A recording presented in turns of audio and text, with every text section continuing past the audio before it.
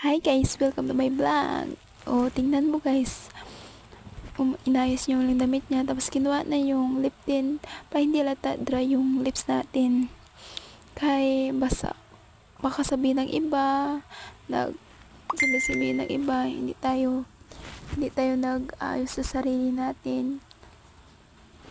Ang tagal ko pa dyan guys. Nahulog pa yung camera. Ay naku po. May ginagamit ako sa tsurata kay para hindi alata nga raw ay ta, parang hindi alata nga kapit filter lang kita. Oh my God, inday mo pagka may asawa ka na. Pinapakita yung mukha pero kahit wala naman ako gamit maputi na may tsura ko, hindi kagaya dyan, hindi mapuka yung mukha, hindi pa mukha yung puso nila. Ayun. Hinaray ko na yan guys kasi malay kay masakit si Jay sa tsura eh. Yan, nagpapaganda si Inday. Para hindi naman mawala yung asawa ko sa akin.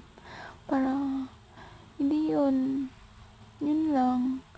Bye guys. And mwah.